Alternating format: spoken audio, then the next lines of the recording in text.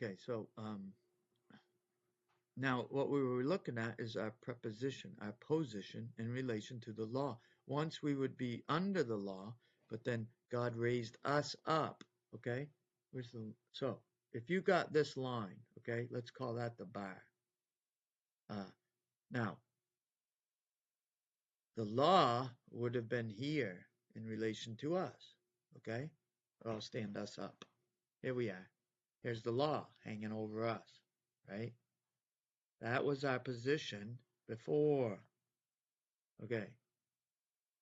And that is by meaning once he gave us the law, right? Because we were once without the law. See? And every man did what was right in his own eyes, his own sight.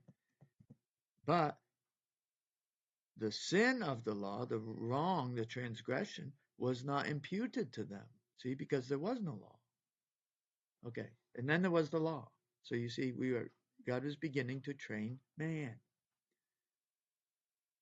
like a good father. Okay. Now, once we were under the law, because the law was, um, and we could not do well and fulfill it. And so one did for us and on our behalf. Okay, so what is our relation now to the law? As I said, it's that plane at the level of the heart, where in is where the law is. So what are we under? If we are no longer under the law, but he raised us up, here was the bar, and two hands at the same time. Okay, this was the law, right? And this is the man, okay, and he's under the law. And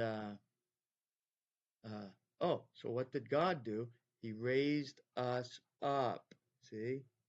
Now what? There's the law relative to our heart and our standing. There you go. Okay? Now, what is above us now? Okay, pretend this is still here. Now, what is above us? Grace. Grace. The law of the air, H-E-I-R. It says, free for all. You're all as I am. Come join us. All are welcome, all are invited. Grace, you see, that's under the crown, and we are the crown. So as long as we walk in relation to the law of love, we are free, but your brother is equally free. So yes is the answer to, am I my brother's keeper? Of course, I am. I'm able. I can carry him. So because you are sons, see, he lifted us up. We are no longer under the law, that we might receive the adoption of sons. See, the Father adopted us and calls us sons.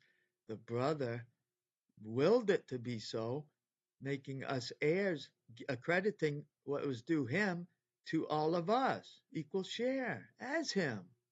Except for that one thing, right?